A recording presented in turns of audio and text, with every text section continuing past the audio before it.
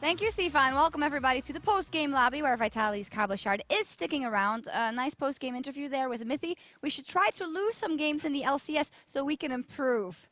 Okay? I mean, technically, you do learn more when you lose. That's why Vitality's strategy coming into this split is to lose a lot, right? Exactly. To learn and improve. I mean, to be fair, if you win every game, you actually don't learn that much from every game you play. But if you do lose from time to time, you can actually learn a lot. So that's why there's so many ties. They won the first game, and then so now we can lose the second one. We absolutely have to lose. Yeah. Well, there was one thing to take away, actually, from the interview that Mithy was maybe a little more serious on, and that was improving on the lane swap. We saw out of game one, there was an improved set of plays. Whether it was expect and the English getting better that Mithy was talking about, I guess he'll be on the analyst desk next if his English is improved. But it was a good set of plays out by G2 in the early game. Hey, I read Reddit. I'm just getting the easy jokes But let's out ask Cabochard here, top laner, about expect's development. Have you noticed an improvement of him personally, and then how he plays with the team, G2? Yeah, for sure. I think if you watch Expect like from solo queue games earlier this season, or like even in team, I think he's playing better and better. And like I think G2 is setting him up like really well as well. So like it's really good for them. How is he compared to Kikis when you play him in solo queue? Like, is he mechanically better, or is it the same? I haven't played like Kikis lately, I think, but Expect was worse, I think, at the start of the split. And like I think he's like a really good mentality, and he's getting better and better. And, like he's gonna come to a point like in a few weeks that he's like better and he can go even further. All right, well, we had a lot of games to talk about. I do want to stay on Fnatic versus G2 still for a little bit, and specifically game number 2, because it was in Fnatic's hands to having to turn it around, but it went bad straight from the start for Fnatic. Yeah, it was obviously a lane swap again, and Mithy talked about how they worked a lot on lane swaps. I feel like, especially in this game, I mean, we have the replay of that first engage up in the top lane. To me, it's like Fnatic playing such a risky style here. They're trying to snowball Gamsu by sending Yellowstar to sneak up on top side and then gank with Spirit. The problem is now, first of all, you don't know where the enemy jungler is, and second of all, there's a TP from the enemy top laner. So this will always end up in a 4v3 at some point. And I feel like they just invest everything to try and burst someone down. And I also think Yellowstar should never flash headbutt there, because that means you can flash it and then he can't kill you. The problem is that he was able to headbutt because you didn't like Alistar whatsoever. No, I just think Alistar is not a strong pick right now, but he also completely misplayed that little engage here. And we were talking about how risky this play is from Fnatic, and technically right there, the game is over. I think pretty much, yeah, maybe they felt like since they have Javan and you can snowball pretty much the game, if they get ahead at this moment, then they can like get a really good advantage as well. But yeah, if it fails, and like it has a lot of chances to fail, I think, because like the wave is pushing into you, the AD carry is gonna stay but regardless. Yeah, with TP. So like if you lose it, yeah, we saw pretty much then like Javan is behind, and if Nar gets ahead in this matchup, like there is no coming back, I think. And as you said, like with the snowballing component, I actually felt like I've seen this out of Gamsu so many times when he was back on Dignitas, when he was just like, just give me Javan, I'll try and carry, and then they'd lose the early game, and then from there they'd fall behind. We haven't really seen that so much out of Fnatic recently, so I was a little surprised to see them go for such a heavy dive, all in, let's try and get ahead early and continue winning comp. It's not really something we've seen from them too much. No, especially not around top lane. Like Gamsu is mainly the team player who plays a lot of tanks, not really the big carries. Like Vitality, when we saw the Jarvan pick, it wasn't actually surprising. It was more like, oh, this is the Vitality style, you know, Cabochard on carry, and they try and snowball. That's yours then. We know he loves it. No, but like when you play these like snowballing champs where if you have a good top laner when it comes to the mechanic abilities, and like he used to being a carry, I think there's a high chance it will work, obviously, than if you have a guy who's mainly playing tanks. But I think you're right. I think this comp was drafted around diving with Alistar Elise, and then like snowball the Jarvan over and over. But to me, there's like, you kind of painted on a sign before the game even started what your game plan is. Like, oh, we have a Jarvan, we're going to snowball the Jarvan. So like the other team like will obviously protect against that. Do you think that Fnatic should, we saw Febiven's stats obviously, do you think they should always just try and bet on him? I don't think you always can. In the current meta with like Victor, Azir, these picks, I don't think you can necessarily like camp them. I don't think that's worth it in the mid lane. But Fnatic has done really well in the past when Febiven plays side lane, and they play like 1-3-1. But the current meta just heavily favors these control mages. Yeah. Player of the game in this one is Mythy, if only for that post-game interview. No, he's always a very, very solid player. And it raises the question for me about the supports in EU and the level, because we've seen a lot of supports that were really dominating in the spring split, not being able to make the cut here. But Mythy is one of those that just keeps being consistent. How much of a difference will this make as the split progresses, Cabochard? I don't know. I think the meta support has been like one of the most changing from spring. At the end of spring, it was a lot about Braum, Alistar, and like having that really good tank in teamfights.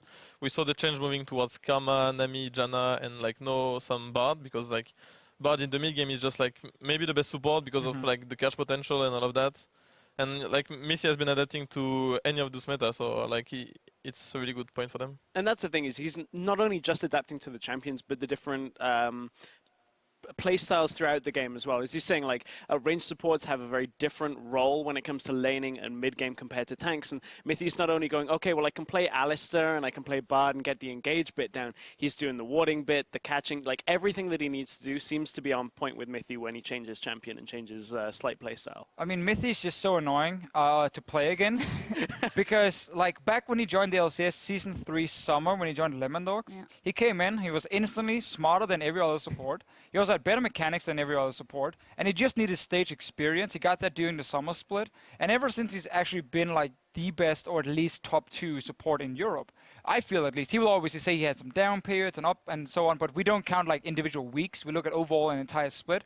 I feel like Mythy has always been one of the absolute best, and definitely for the last year he's been the best support in Europe. So that's why for G2 getting him as a bot lane with the best AD carry as well was kind of like, yep, this is a great upgrade. We should go for this, and obviously it's working for them. Yeah, a lot of praise here for Mythy. We also have a tweet after G2 took Game 1 versus Fnatic. H2K's Jankos made a little confession on Twitter. I just said Perks sucks, and he carried so hard along with Ben. Feels bad, man. Looks like he watched Vedi's telestrator and was like, that's it, I've made my mind up. Febi's the man to watch. They're always bantering, aren't they, these two? So always. it's cool that, cool that he comes out with the praise when it does happen. Let's take a look at another series. We're going to keep that tweet up that I want to look at specifically. Roccat versus Giants. It might not be the match that you're like, oh, I'm really going to watch it. But Giants, they 2-0'd Roccat, which was quite surprising to me. I thought this was going to be a tie. I mean, a lot of people now we think almost every game is going to be a tie at the moment, but Game 1 was really one-sided. Giants were in full control almost all game. Sunstar had a great performance, and Maxlaw had a fantastic performance on this Rek'Sai. And they were just constantly playing these long-range comps that set up Sunstar to like execute a lot of fights. I think Game 2 was closer, but like this play you see here in your screen was really bad setup from Roccat, where they're like going down to the bottom lane without teleport and really poor play. And basically what happened next was the Nexus died, even though it was in the early game, we just skipped through it. But it was a game where Giants were a little bit behind, but they were just much better in the late game, which is something Rocket used to be good at, but now they were weaker in the late game than Giants, and also weaker in the early game. It's funny you should talk about that play with the Bard magical chain, because I was like, oh, this looks like an interesting setup, and then you realize there's TPs on the other side, and you're like, oh, okay, numbers don't go their way. One thing I want to talk about for Roccat, and Cabo, I'm glad we have you here, because you're a top laner that doesn't always stick to what is currently, everybody's playing. We saw Lissandra come out for Parang. We also saw the Jace that Parang is well known for. What's your thoughts on perhaps those kind of picks and where they fit in the current meta? Like they are for sure not like top tier picks, but they have their place at some point. I don't know if they were like last picked or picked against like the Rumble into Lissandra or the other way around, but like they can work sometimes. And like since the support are not as tanky anymore, you don't have to play tank, maybe top neither, and that's why we see the rise of Irelia and like all of these champions that can dive in, and like it's much easier to dive into an Nami that like a Braum or a Time Kench that's just gonna eat the AD carry and run away. So. But don't you feel like Jace top lane, to me, he seems so out of place, because Jace does so well when he can group in the mid game and like Siege, but he's your top laner with teleport who you want to put in a side lane. So like he has to just rely on split pushing, but that's why I feel like Trundle, Irelia, these picks just do it much better than he does. So to me, it's kind of an odd pick that doesn't really fit in. Yeah, I think that's pretty much the case. At some point, he's gonna get outscaled against this kind of champion, and like he will just not get the priority on any of them at any point of the game. So maybe against Lissandra or something, if you go Malmortius, you can actually have the priority, because Lissandra is not gonna hold the Jace if she has some MR. But yeah, rather than that, I don't think he's like that good. Like Rumble and Lissandra are much more like pickable than Jace. definitely. At that Rumble, Smitty J played it twice. You had a very interesting statement about Smitty J versus Cabochard before we got to this. I mean, that was just between friends, that statement. Okay, but let's ask I hear a lot of Cabochard about backpedaling. Smitty J. Because Giants in general have surprised. They've been doing a lot better than a lot of people had expected. How do you think Smitty J is playing right now? Better than last split, I think. Like the change in the mid lane as well actually has been good, and the jungle Maxwell is playing good as well. We see even Sunstar is like playing better than he used to. Yes. Like in week 1 and 2 and 3, even he was not that good, and maybe the Jhin pick fits him quite well. Actually, I think Jhin has been like way better today than it has been before, and like maybe it's because now they set it up more. Like teams are getting better together, and playing with Jhin in the mid lane is like really good to get priority and then poke somewhere. Yeah, that's the story of the day for me. Kind of make the Smitty J point now because now it seems weird, you know. Yeah, no, I'm not. It's fine. No, because I actually think the point is super valid, just not in the way it's worded, but like basically I called Smitty J from last split like the discount version of Cabochard because he tried to play the but that's actually a praise now. No, I know what's the coming next up. part is going to be the praise because he tried to play the same style, plays a lot of Irelia as well, wants to play carries up top, but just didn't have the same success. But then the way he's playing this split, you know, it's kind of turned around a little bit. And Ouch. if we look at overall performance, I feel like Smitty J is actually getting. He's playing really well. I don't think he's better than Cabochard. I think right now Smitty J is just doing really well on his own. And because Giants have like him, Knight, and Maxlaw on the top side of the map, they're actually able to win early games, which I think is super cool. I'm not saying he's better than you. But you say something so like that, and you flustered. don't let him answer, and then you go, I don't really mean it. I don't really mean Oh, it. no, please. What do you think about Smitty J? Yeah, I don't know. Like I think he's much more comfortable on picks like Rumble, Irelia, Trundle than he used to be on maybe the tanks. And yeah, he's getting better synergy with his jungler as well compared to. I don't know when did Maxlaw come in. This split. Yeah. This Yeah, split. okay. Let's talk some more about jungle top synergy. Vitality versus Schalke today, 1-1, and the return of Shook.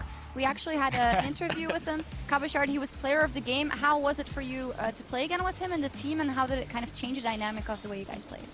It changes the dynamic a lot. I think both Shook and Mighty are like really good players, but Shook is much more around vision control and like less maybe selfish, which like was a style that was better for jungler before. But now that you see more Elise, less Graves and Kindred, maybe it's working a bit better for us. We can more control the mid game and like trap at Nashor or something. So it has been good so far. You guys played the Kennen in game 2 that we're seeing on screens now. Can you maybe talk us through that? You picked it into the Gnar. Is that something you guys had been sitting on? Yeah, it always has been a good pick into Gnar, and like the lane was going really well, and then we made the good TB player on top lane that got us ahead, but then they did a good rotation, putting the bot lane against me on bot when they was pushing in, and like they get back into the game because of that. And then it was that team fight mid that we play without flash against the Gnar, and like he gets a really good ultimate, and like from this point it was pretty hard for us to come back. Cause like Oh, sorry. At any point, like Gnar is gonna get the split push advantage on Kennen, cause like Kennen, even if he gets item, is gonna be good in team fight. But Gnar, he gets some tankiness, and Kennen can't match it no more. So they went out of that. Yeah, I did. Sorry for interrupting you. I don't know how much you can say about this, but obviously Shook is back for now. Are you guys planning on doing a rotation with the two junglers? I know that Mighty Bear is still also in the house practicing, or... Yeah, we're gonna see how it develops. Like as I said, I think both are really good, and we're gonna see like to which side we adapt the best, and like we can play with both. Yeah. All right, well, we will see what happens. Let's take a look at another series played out today. H2K versus Origin, another tie. And Origin actually took that first game. The Fisho, you were casting it. It was really long. Yeah, it was long, but HK decided to all in for a fight in the end, so we didn't have to go the full 80 minutes like we've seen. But there's actually a fight you see now. Yango started flashing Cocoon. They knew the game was already lost. They would lose like every inhib again, so they were like, try last team fight, and if we lose, the game is over anyway. This game, however, was actually really good from H2K. Great setup there, punishing on Dragon against Origin, and it was a bit like the play from Fnatic G2 we just saw now, where like one play in the early game is so impactful it technically decides the game, because H2K just kept setting up Baron baits after this over and over, and actually lost a big fight and lost a Baron at 20 minutes, which was kind of crazy. But it was only enough for Origin to get close in gold, and then once we got out of the Baron power play, again there was a better late game comp from H2K, and they kind of played slow and steady. Jankos in their interview after, he actually wasn't happy, like at all, and I don't blame him because game 1 was really bad from H2K, and game 2 was still fairly messy. He said there's a lot of things to work on, and they have issues like on stage right now. So it's hard to like put them in the top of the standings, like say they're as good as Fnatic and G2. He actually said they were as good as every other team but those two. Like he put himself in that group, like with the other 7 teams. Yeah, I know it's a big group. Yeah, it is a big group. Odawamne actually echoed Jankos' sentiments. He took to Twitter and he said how he really felt about the series. Really disappointed with our games lately. GG to Origin. I hope we can get out of our slump soon. So with our games lately, obviously last week that 0-2 versus the UOL as well. Cabochard, what do you make of H2K's struggles at the moment? Yeah, no, like maybe actually I don't know really what to say. Like I've seen they lost last week. They lost one game and then they tied again today. So like we're used to them being on the top. I think week 3 they're actually first or second. Yeah. Like what is it due to? I'm not really sure. Like the style is not that different than with Forgiven, I would say, but. Actually, I don't know what to say. Well, mystery. I think for me, when I watch H2K over the last 2 weeks, a lot of the games they've had issues in is them just saying, well, let's not do anything for a while. And they're waiting and waiting for the right play. And then suddenly the ship kind of sails. And nobody's making any plays. It's Ryu from Spring that was kind of being active in a lot of their wins, making catches, making play setups for them. Doesn't seem to be working quite so well for H2K Yeah, they right probably just themselves also haven't figured out what is going wrong yet because it's going well with the same formula for so long. Yeah, I mean, again, Jankos in his interview, he talked about how communication in Scrim was very different from on stage. And one point that Paulson and I made during the cast quite a lot that he also echoed during his interview was like, sometimes specific players just need to play more aggressive. Like from time to time, you're setting up a Baron, let's say you have a Shin or whatever with Taunt Flash, like sometimes you just gotta pull it and go for the Taunt Flash and go see if you can catch 2 or 3 guys. That's how you start your fight, and then it's much higher tempo in the way you're playing, but they're doing it extremely safe. And whenever they then fall behind on the map, it's very hard for them to pull out of it. It's not like they don't want to, but it's just very difficult if you're losing the map already, and that's what happened in game 1 where they just couldn't do anything. Yeah, let's take a look at where they end up in the standings at the halfway point of the summer split. Now for real, though. G2 is the new #1, or they have reclaimed their spot after that matchup versus Fnatic. H2K is still in 3rd, but hot on their heels are Schalke.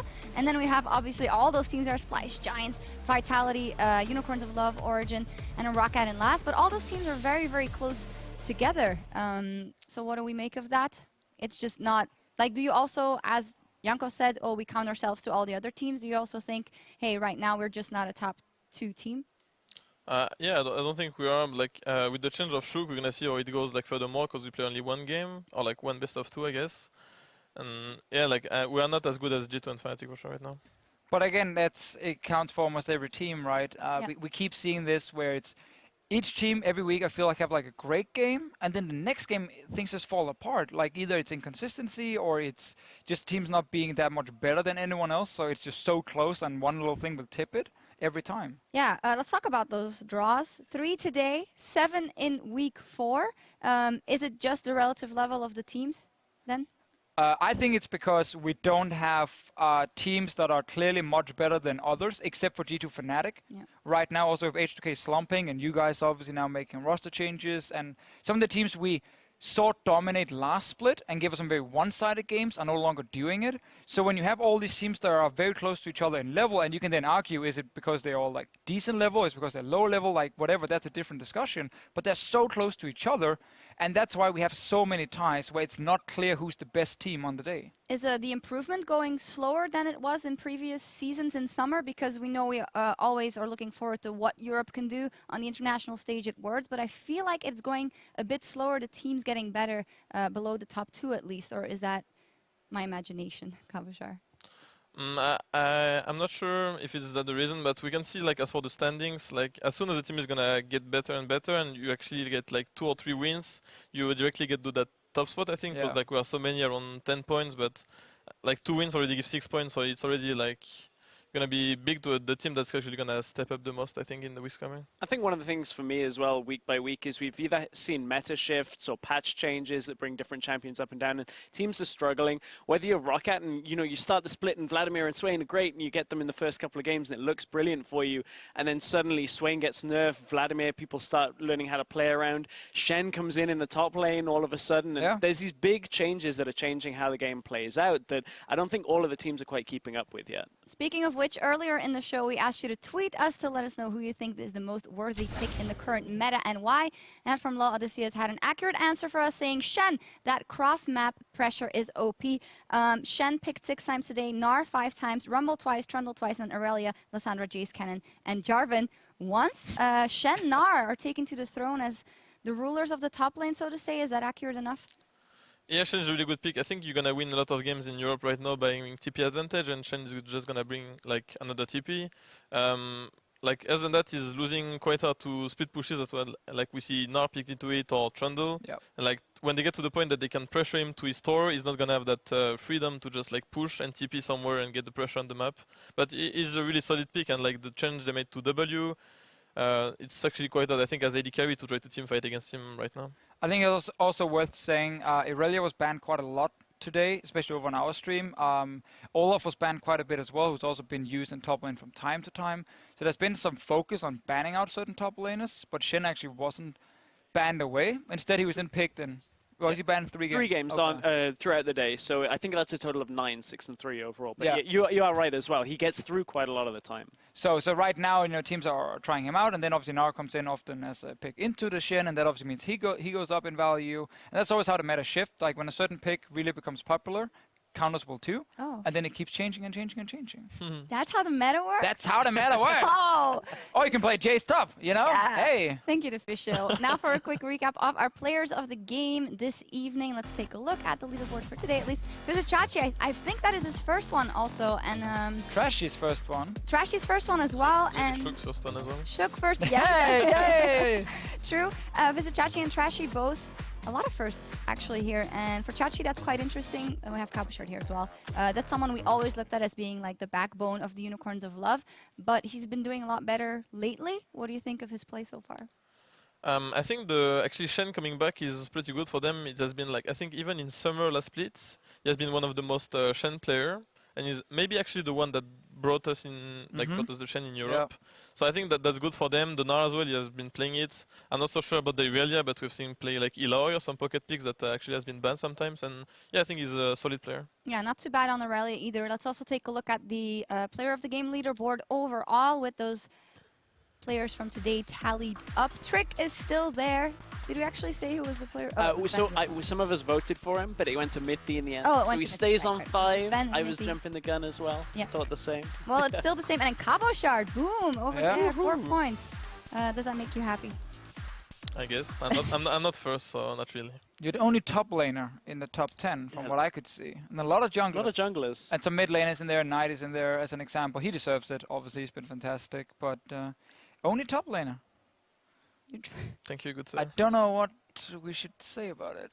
Well, you're trying to... Yeah, you're trying to butter him Say up after the something, budget yeah. Smitty J was swap around. I was thing saying coming out Smitty now. J has been playing really well, and I he see has how it played is. really well. He's just trying to suck up to you. It's okay. No, it's fine. It's fine. Hey, we don't berate It's people too here late for to say sticking to their sorry. guns. It's not good. We need some strong He opinions. agreed. Smitty J is doing well. That's all that matters. We're all doing well. We're going to take a look at the schedule for tomorrow as week 5 of the summer continues. Kicking off with Roccat versus H2K on EULCS 1, and then the Unicorns against Schalke on EULCS 2. Let's take a look at Vitality's matchup. Splice could be interesting. Splice has had rather some really good games lately. What do you think? Yeah, I think they're playing way better than last split. The addition of the support is pretty good for them. I think it's going to be really important for us to get that win, to actually try to get off more and more from that big pack of all those teams. Today's games for Splice were a little disappointing for people who were expecting Splice to keep up their top of the table kind of run. They just struggled under the pressure of Unicorns using Shen. I feel like it's just Europe right now. Yeah. Like whenever we're like, oh, this team looked very good this week, so next week we expect more. I mean, Fnatic Giants to me is a pretty exciting game after Giants got 2-0 today, and obviously Fnatic struggled versus Yeah. G2. So I feel like that's the kind of game where Fnatic will be favorites still. But Giants have shown that they can actually play really good early games and they can snowball the game, so that could easily be a tie. Does that mean we have to change the meme that now in Europe everybody loses or ties to everybody? and Everyone then Fnatic ties to wins? everyone, yeah. Yeah. In the end, Fnatic wins. Well, in the end, right now, I guess G2 G2, wins. I G2 suppose. wins. Right now they do. In any case, tomorrow, set your alarms and grab your friends. If you live in Europe and you have to set your alarm, then you've been sleeping really long. We'll be back tomorrow night at 5 p.m. Central European Summer Time, and that is 8 a.m. Pacific. Until then, first up, thank you to Cabochard for joining us. Thanks for inviting me, I guess. Thank you. No, Thank it you, was The cool. Fish Show, for being so cool with me. Yeah, and thank you all for watching. We'll see you tomorrow night as the summer split continues. Good night.